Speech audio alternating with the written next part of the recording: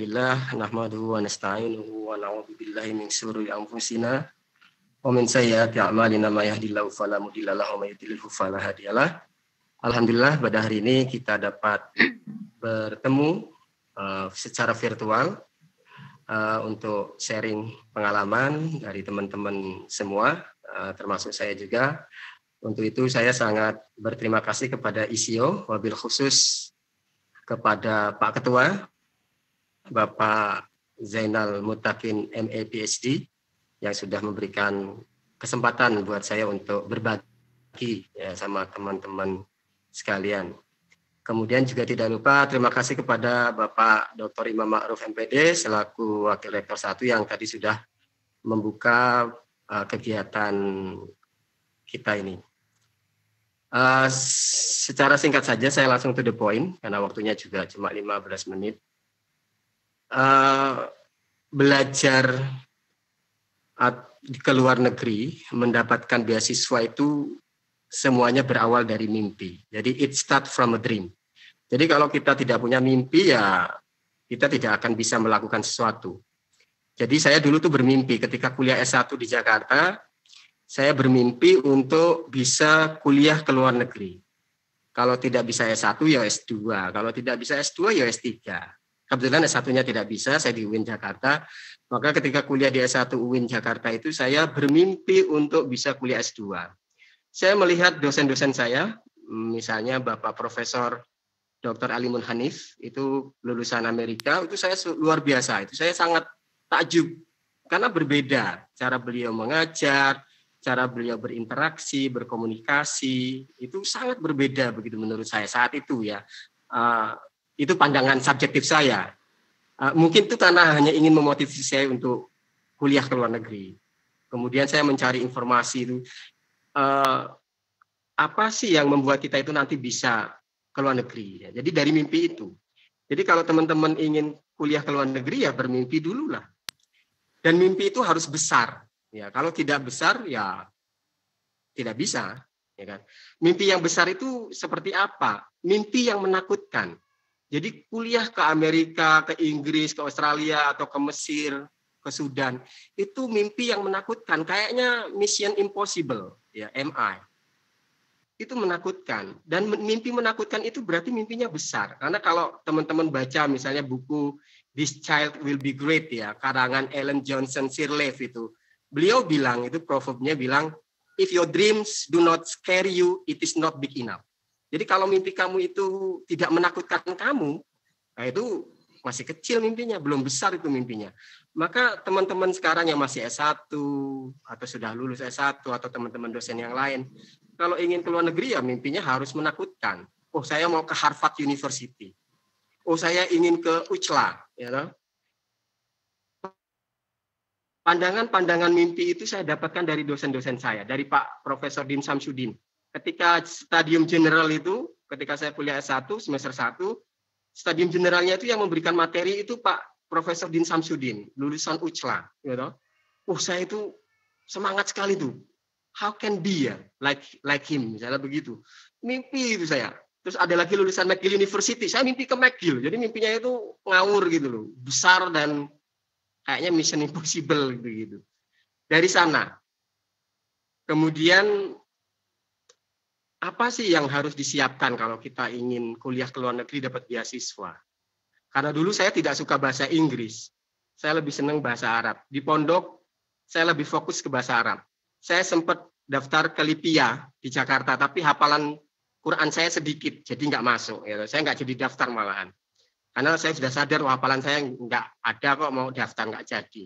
Ya sudah ke UIN Jakarta S1, kemudian saya bermimpi nanti kuliah S2 ke luar negeri. Jadi dari mimpi itu. Kemudian saya tidak bisa komputer. Zaman dulu itu susah punya komputer, nggak ada laptop, ya, nggak ada HP, saya nggak punya semua. Saya punyanya mesin tik. Jadi saya lulus S1 nggak bisa komputer, tidak bisa bahasa Inggris dalam pengertian TOEFL, saya nggak tahu itu. TOEFL itu apa, apalagi IELTS gitu ya, nggak tahu itu saya semua. Dan saya nggak bisa karena saya senang bahasa Arab. Tetapi di kuliah S1 itu saya belajar otodidak sendiri karena saya bukan dari jurusan bahasa Inggris. Saya belajar otodidak. Saya beli buku-buku walaupun dengan uang yang sangat terbatas. Saya kalau di kampus di S1 saya nggak pernah pernah jajan, saya nggak pernah ke kantin selama selama kuliah S1. Ke kantin itu kalau ada yang ngajak, ada yang neraktir, saya baru ke kantin, ada yang bayari. Tetapi uang jajan itu saya belikan buku, terutama buku bahasa Inggris. Karena saya punya mimpi itu, mimpi saya besar itu. Maka pengorbanannya pun harus besar. Saya harus puasa Senin Kamis supaya uangnya itu bisa dibelikan buku, tidak makan, harus menahan nafsu untuk ke kantin, begitu. Sampai teman-teman saya heran itu kenapa kok saya nggak pernah ke kantin. Itu mimpi yang besar. Kemudian ketika lulus S1, saya bahasa Inggrisnya sudah ada dasar, tapi saya nggak tahu TOEFL ya. Kalau sekarang itu udah enak, ada TOSE, dan TOSE itu TOEFL. Jadi luar biasa ya IAIN Surakarta ini. Sudah dari awal semester 1 itu diberikan TOSE yang in the form itu adalah TOEFL gitu. Bayangkan dulu saya tidak tahu TOEFL, apalagi kalau mau ke Inggris, ke Australia, ke Kanada itu harus pakai IELTS. Lulus S1, kemudian kebetulan saya masuk program CADOS di Kementerian Agama, program eksklusif lah zaman dulu itu, saya angkatan terakhir. Dari sanalah saya belajar TOEFL. TOEFL saya jelek sekali, ya toh. Di bawah 500, cuma 480 sekian. Dari 40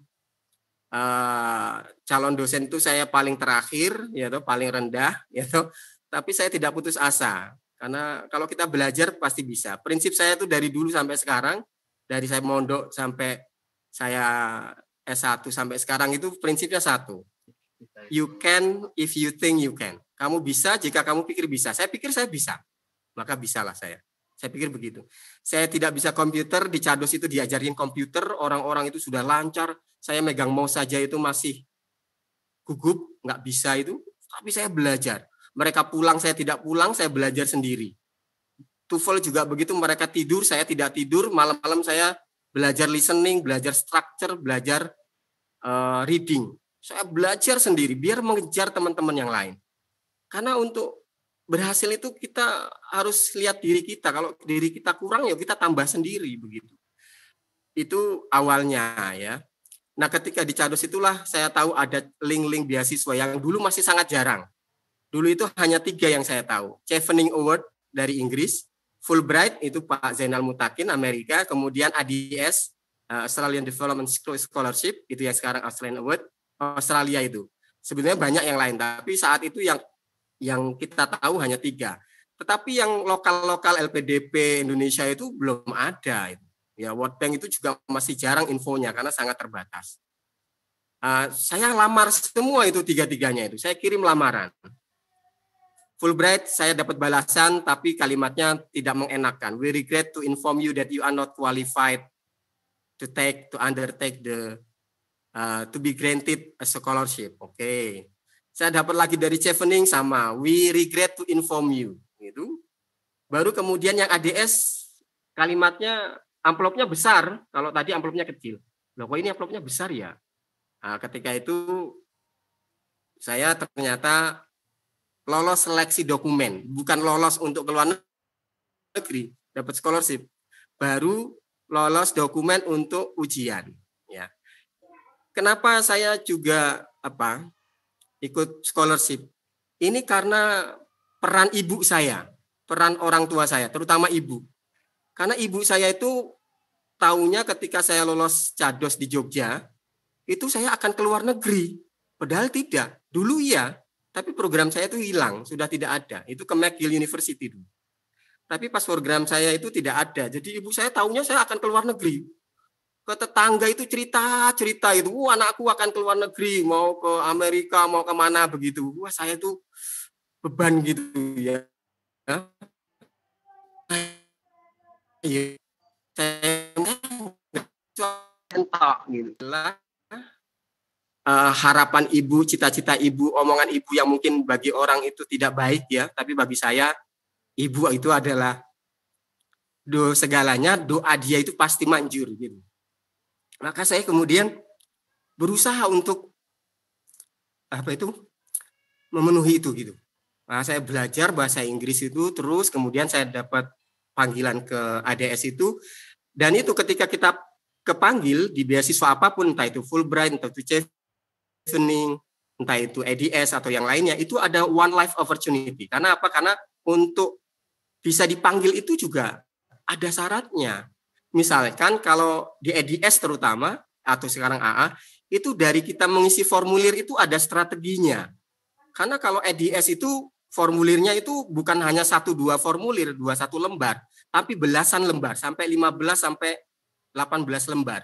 Dan itu harus diisi dengan bahasa Inggris. Dan ada pertanyaan-pertanyaan yang harus kita jawab, yang harus menunjukkan kepada mereka sebagai pemberi beasiswa bahwa kita layak untuk mendapatkan beasiswa. Dan itu ada strateginya. Dan saya belajar dari teman saya. Jadi kalau tadi Bu Septian belajar dari saya juga belajar lagi dari teman saya, belajar juga. Jadi sama-sama. Makanya kalau saya sharing, ya dulu juga teman saya sharing, karena kita memang saling berbagi.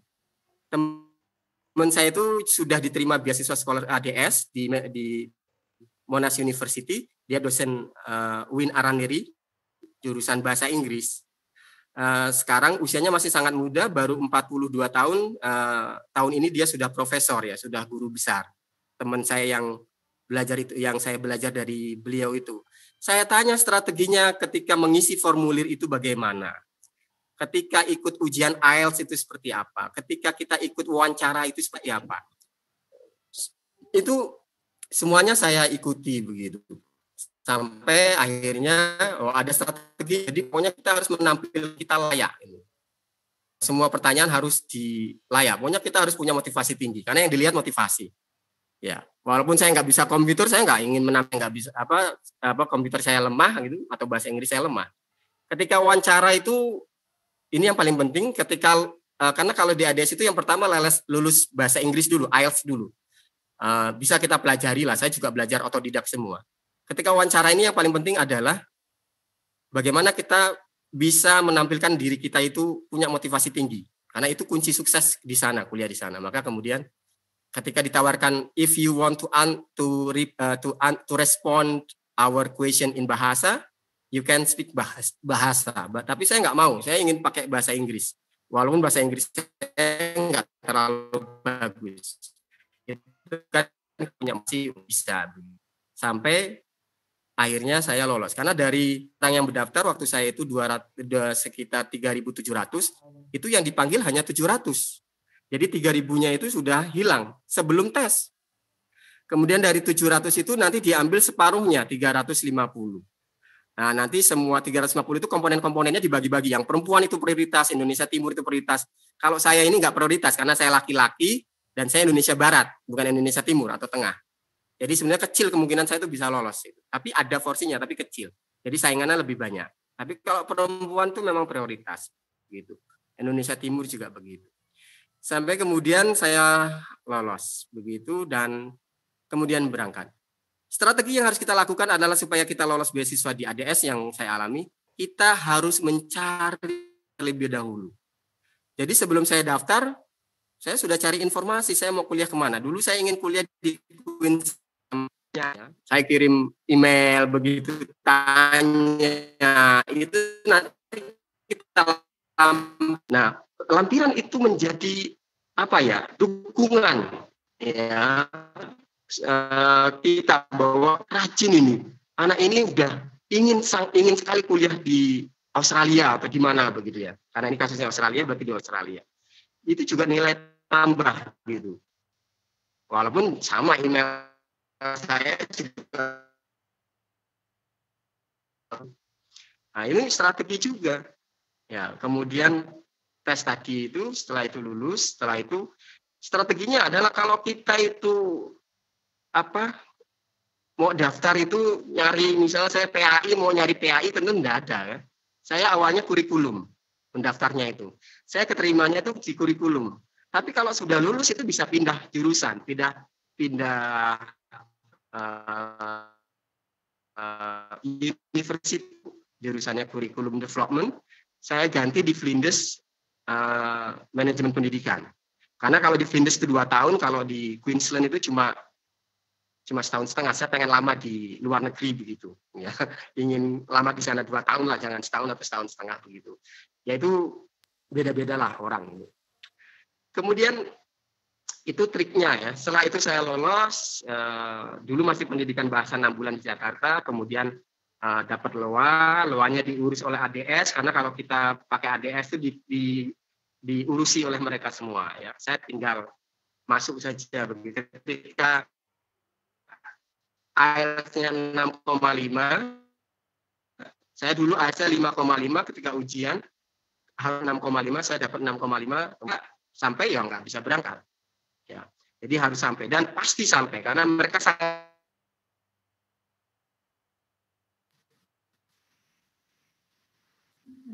nggak sampai 1% itu pendidikan bahasanya itu terukur. Beda sekali dengan kita. Kalau kita mengadakan pendidikan bahasa itu tidak terukur, inputnya tidak terukur, prosesnya tidak terukur, outputnya jangan diharapkan terukur, ya. Karena outputnya ada target, Yayan, misalnya. Maaf, ya. Waktunya kurang 3 menit. Oke, jadi begitu. Kemudian yang paling penting adalah kalau kita program di sana, harus tahu yang kita ambil apa. Saya dulu salah ambil karena saya tidak tahu ya. Tidak tahu. Kalau kita ingin lanjut S3, kita ambil programnya minimal itu mix, karena ada 3 moda kalau di Australia itu. Ada Master by Coursework, Master Mix, kemudian Master by Research. Jadi ada 3 program. Jangan ambil yang by Coursework. Saya tidak tahu dulu. Jadi saya ambil yang paling bawah. Karena kalau yang ambil yang bawah itu ketika S3 saya tidak bisa by Research, tidak bisa PhD. Susah, mau daftar beasiswa susah itu, karena tidak bisa untuk PhD, hanya bisa program yang non riset, programnya ada kuliahnya. Jadi minimal ambil yang mix itu kalau ada 72 SKS, itu 36 SKS by riset, yang 36-nya itu kuliah. Tapi kalau dulu saya itu risetnya itu hanya 18 SKS, project bukan riset. Jadi saya tidak bisa masuk PhD, dan saya tidak tahu itu. Karena saya juga nggak ngerti kan, saya juga nggak tanya juga nggak tahu juga. Jadi saya masuk yang gampang aja, apa ya, oh yang gampang ini. Ternyata ketika mau kuliah S3 itu susah, karena saya bukan by riset. Jadi kalau teman-teman mau ambil itu bagian yang kedua itu, yang mix tadi itu. Ada risetnya, setengah 36 SKS, itu yang perlu diketahui. Kemudian kuliah di sana tuh asik. Kenapa? The lecturer are supportive, helpful, open-minded. Jadi mereka itu sangat, dosen-dosennya itu sangat mendukung, sangat menolong. Jadi kalau kita benar, mereka salah, mereka mengakui salah, mereka juga bisa dikritik. Kalau kita butuh bantuan, kalau kita diam, kita nggak akan gagal. Kalau kita diam, mereka tidak